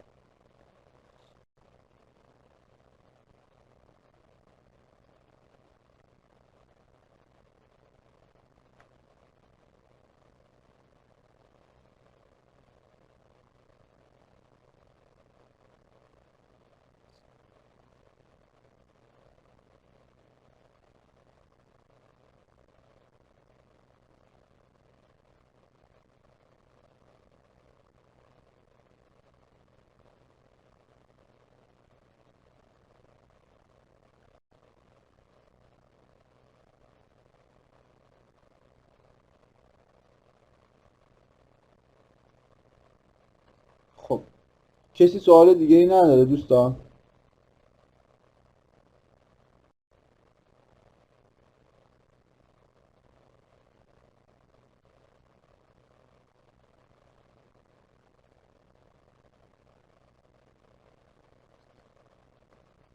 ما بریم بحث بعدیمون رو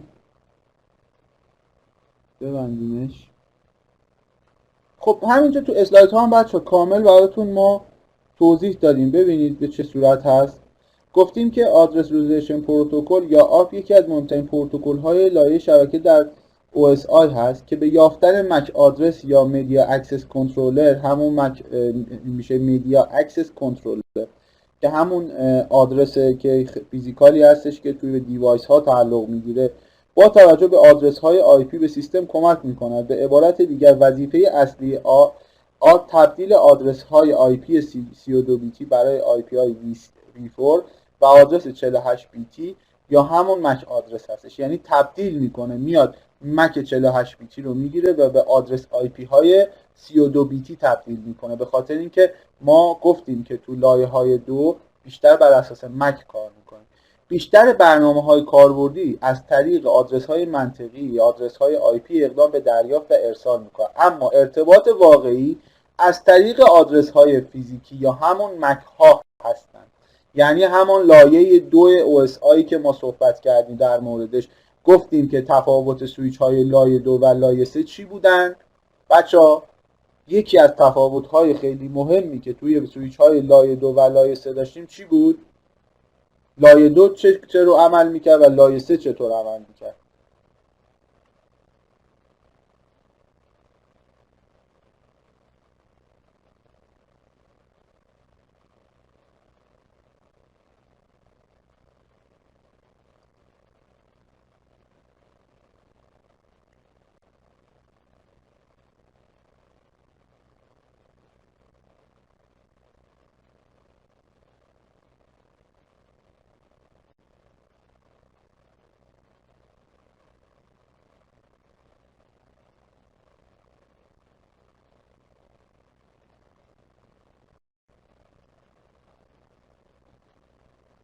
باریکلا، دقیقاً از طریق آدرس های مک. توی اسلاید هاتون هم بچه اون روشی که من خدمتون گفتم رو حالا مثال براتون زدم کامل براتون آورده. یعنی همون لایه 2 اتفاق میفته. حال مأموریت ما دریافت مک آدرس مقصد است که در ارتباط با سایر دستگاه‌ها کمک می‌کند. اینجاست که آرپ وارد عمل شده و وظیفه آن ترجمه آدرس IP به آدرس فیزیکال که همون حالا مدیا اکسس کنترلر هست میباشد.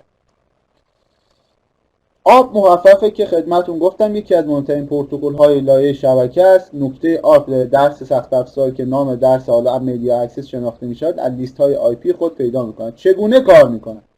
حالا اینجا هم براتون گفته، اون مثالی که من براتون زدم خب به صورت ذهنی گفتم، حالا اینجا شما با اسلاید ها میتونید ببینید، ولی در کل همون مثالی که من براتون بچه‌ها به صورت شفاهی گفتم کاملا مثال واقعیش هست و همونطور عمل میکنه. فرض کنید دارید دستگاهی را از طریق اینترنت با یک دستگاه دیگر مرتبط میکنید. در چنین شرایطی وظیفه آرپ چیست؟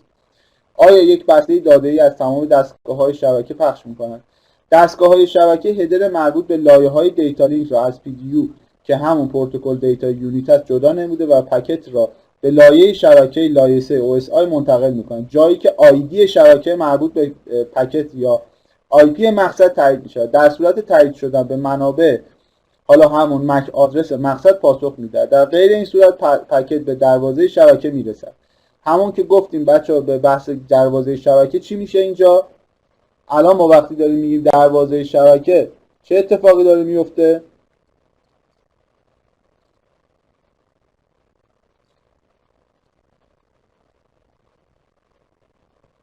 گیتوی. باریکلا، بسیار عالی. خیلی خوشحالم که حالا اینا رو دوستان دیگه میدونن. میرسه و پکت به دستگاه‌های دیگر که به آن متصل هستن پخش میکنن و آیدی شبکه آن را شناسایی میکنن. این فرایند تا رسیدن به آخرین دستگاه شبکه ادامه پیدا میکنه تا به مقصد برسد. حال در آنجا اعتبار سنجی شده و آرپ نیز به نوبه خود به مک آدرس پاسخ میدهد. اصطلاحات مهمتر با آرپ عبارتند از آرپ کش که انجام میدهد که مک آدرس هایی که منبع ارسال خود جهت ارجاع در آینده بنابراین همون مک تیبلی که گفتم برای خودش ایجاد کرد. آرپ کش تایم اوت زمانی است که مک آدرس در آرپ کش میتواند وجود داشته باشد را نشان میدهد، زمانی که برای اون چیز داره. آرپ ریکوست پخش یک پکت از طریق شبکه جهت تایید اینکه آیا مک آدرس مقصد مواجه شده ایم یا خیر. آرپ ریسپانس ریپلای در واقع پاسخ مک آدرس است که توسط مبدأ دریافت میشد و به ارتباط بیشتر داده ها کمک میکنه. در لایه شبکه زمانی که مبدأ در جستجوی مک آدرس دستگاه مقصد است، بنابراین در ابتدا آرپ کش یا آرپ تیبل، همون مک تیبلی که حالا ما میگیم بچه‌ها یا آرپ تیبلی که میگیم همون جدولی که من خدمتون گفتم آدرس فیزیکی مک آدرس ها میگردد. در آنجا حضور داشته باشد از همان مکی که وجود داشته تو کشش یا تو جدولش وجود داشته جهت برقراری ارتباط استفاده میکنه. در صورتی که تمایل به مشاهده آرکش خود در سیستم ویندوز دارید میتوانید تو کامند پرامپت در باز کردن دستور arp-a را تایپ نمایید و آرپ تیبلی چیزی شبیه به تصویر پایین که حالا من براتون بالا آورده بودم نشون میده. تست بکنید بچه‌ها، arp-a رو بزنید.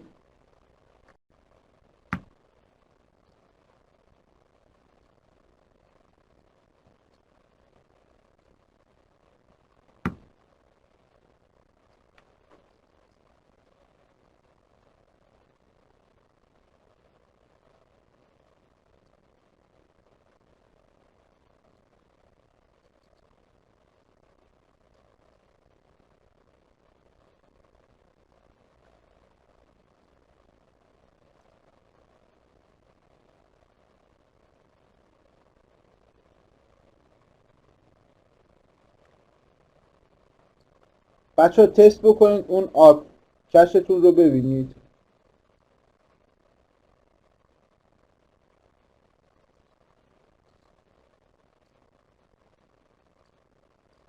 یا آرپ تیبل مک تیبلتون رو ببینید لطفا.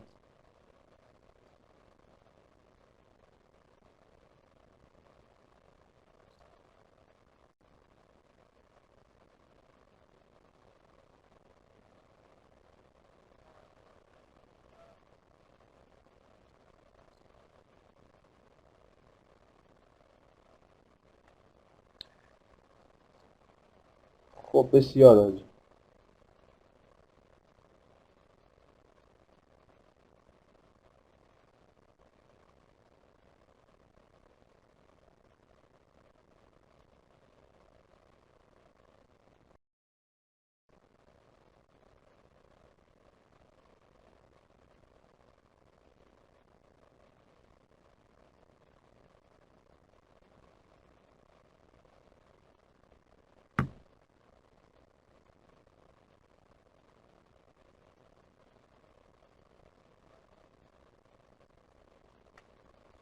یعنی چی آرپ رو متوجه نشدید؟ بچه ها من خیلی کامل توضیح دادم.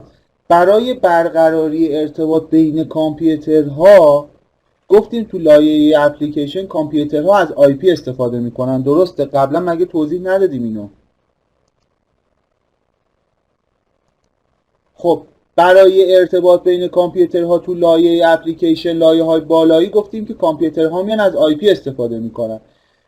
ما همین موضوع رو تو لایه 2 داریم، ولی با این تفاوت که ما تو این لایه به جای استفاده از آی پی از مک استفاده میکنیم. مک هم براتون توضیح دادم چی بود.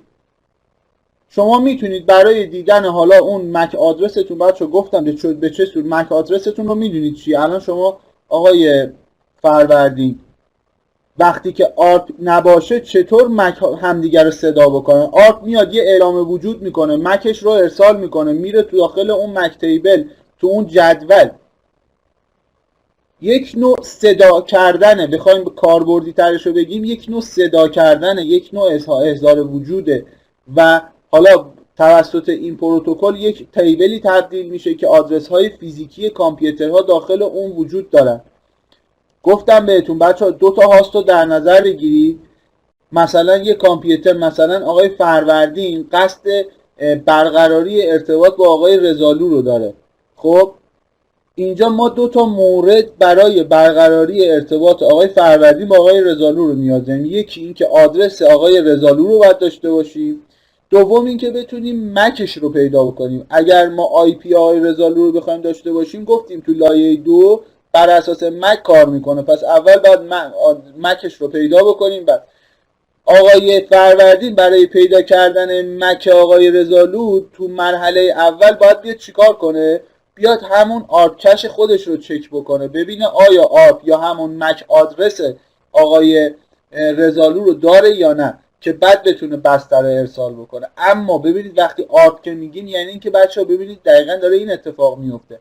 اما اگر مک آقای رضالو داخل اون آرپ تیبل یا اون تیبلش وجود نداشته باشه، اون آقای فروردین میاد یک آرپ کلی میفرسته، یه آرپ ریکوست ارسال میکنه که تو پیامی که ارسال میکنه به جای مقصد خودش یه آدرس کاملا مشخصی رو ایجاد میکنه که زمانی که این بسته به سویچ میرسه، سویچ با دیدن این بسته مک آدرس هاست مک آقای رضالو رو روی تمامی پورت های متصل یادداشت میکنه و بسته رو روی تمامی پورت های خودش چیکار میکنه؟ پخش میکنه. وقتی گفتیم برودکست، معنی که من براتون بچه‌ها در مورد برودکست زدم چی بود؟ گفتیم برودکست یعنی چی؟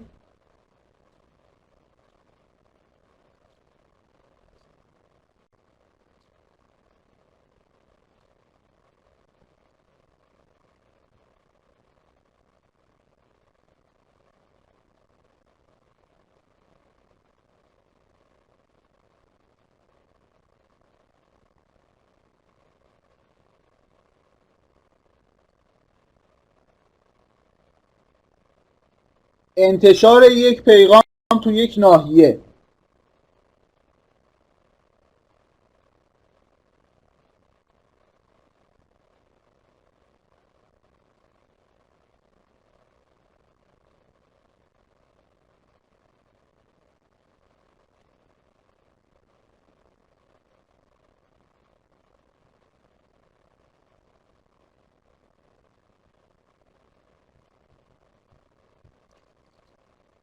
خب وقتی که این توی برودکست خودش میاد پخش میکنه، از تمامی اون نفراتی که به تو کلاس ما هستن سوال میکنه که آیا آی پی که برای شما هستش با اون آی پی که ارسال شده از طرف آقای فروردین با شماها یکی هست یا نه.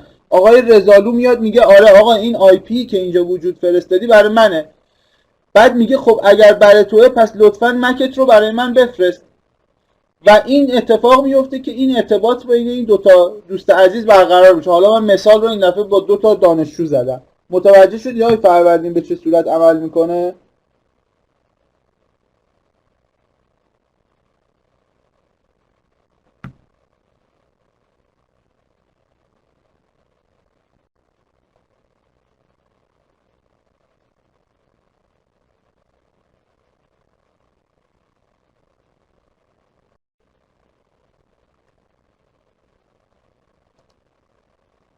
بسیار عالی. برای به دست آوردن اینجا بچه همه چیزا رو توضیح دادم. دستور روت مسیریابی، شما شبکه هایی که بچه داره بحث مسیریابی تو شما وجود داشته رو شما میتونید با دستور روت، حالا یه جدولی از مسیریاب هایی که برای ارسال بسته از یک سابنت به سابنت دیگر استفاده میشه میتونید ببینید. قابلیت ویندوز روت امکان دیدن جدول های مسیریابی دستگاه رو میداد. برای این کار دستور روت پینگ را تایپ کنید. حتی میتونید تو این جدول تغییراتی اعمال کنید. مثلا دستورات روت اد، روت دیلیت، روت چنج رو استفاده کنید تا افزودن، یعنی روت زدن، حذف کردن، تغییر دادن مسیریابی بتونید این کارا رو انجام بدید. بچه‌ها یه دستور دیگه ای هم هست به عنوان گت مک. شما اگر دستور گت مک رو بزنید میتونید مک های دستگاه خودتون رو ببینید.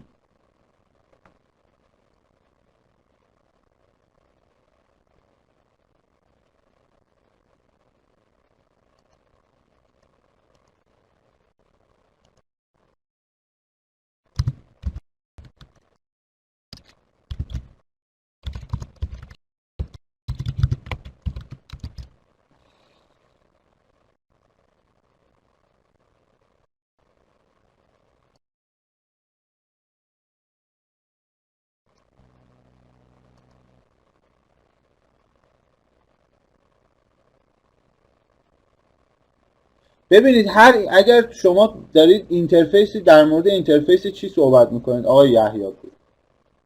اینترفیس چی؟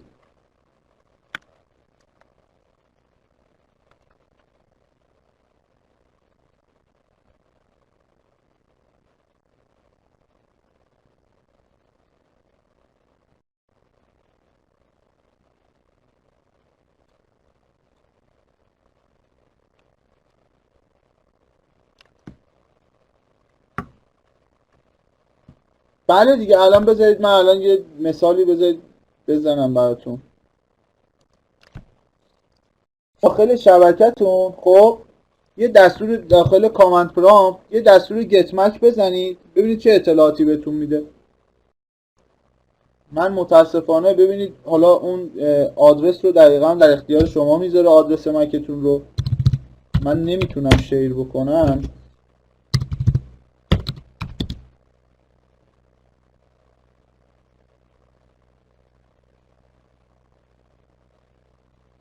فیزیکال آدرسمون رو بچه دقیقا بهمون میده.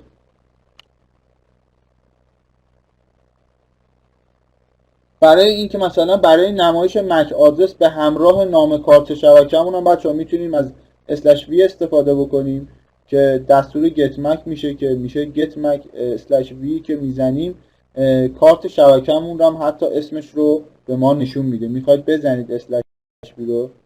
یکی از مزیت‌های دستور get mac بچه‌ها نمایش آدرس‌های فیزیکی یا همون مک آدرس هاست که تو 3 تا حالت لیست، تیبل، CSV به ما نشون میده. برای نمایش مک آدرس ها تو این 3 حالت بعد از پارامترهایی مثل FO table استفاده کنیم، یعنی بگیم get mac /FO table یا get mac /VFO list، یه لیستی به ما نشون میده. حالا این مباحث این چنینی رو شما میتونید توی اینترنت هم سرچ بکنید و کامل بهتون نشون میده. شما برای اینکه بخواید نمایش مک آدرس ها تو کامپیوترهای تحت شبکه‌تون برای نمایش آدرس های مک تو کامپیوترهای تحت شبکه میتونید از پارامتری مثل S استفاده بکنید که برای مشخص نمودن اون میتونیم نام آدرس آی پی اون سیستم مورد نظرمون رو بزنیم، یا از پارامترهایی مثل پارامتر یو استفاده کنیم برای مشخص کردن نام کاربری، یا از پارامتری مثل پی برای وارد نمودن رمز عبور. خیلی پارامترهای مختلفی داره که میتونیم ازش استفاده بکنیم که توی بحث مک بتونیم چیز داشت. دیگه من توی این اسلاید آخرتون نیاوردم. پارامترهای مختلفی داره.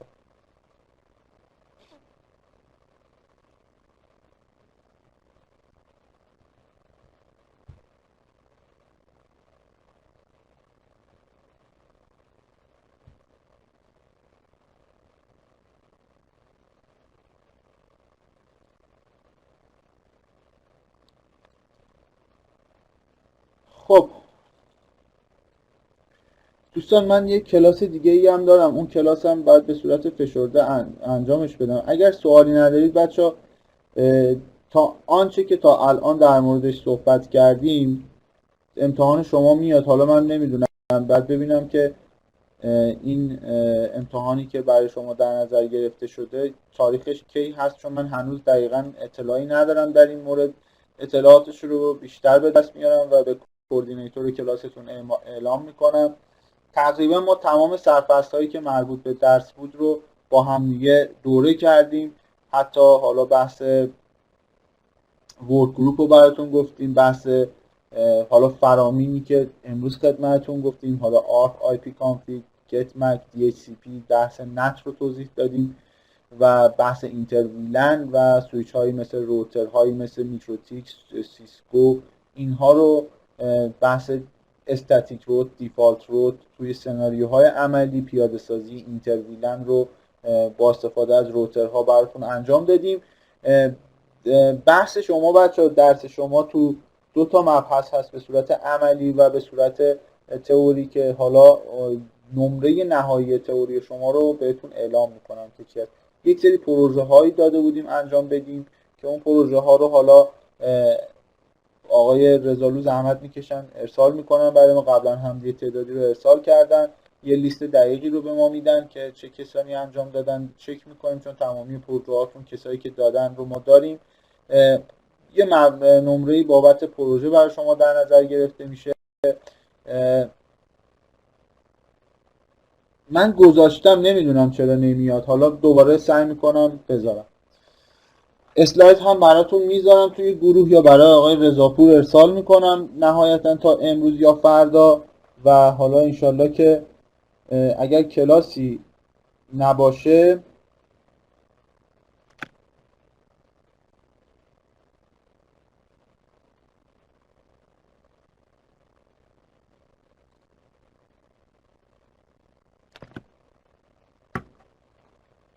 خواهش میکنم بچه‌ها، آرزوی موفقیت دارم براتون. حالا اگر کلاسی بود که توی گروه بهتون اعلام میکنم، اگر نبود براتون آرزوی موفقیت میکنم. انشالله که موفق باشید. امتحانتون از همین جزوه هست و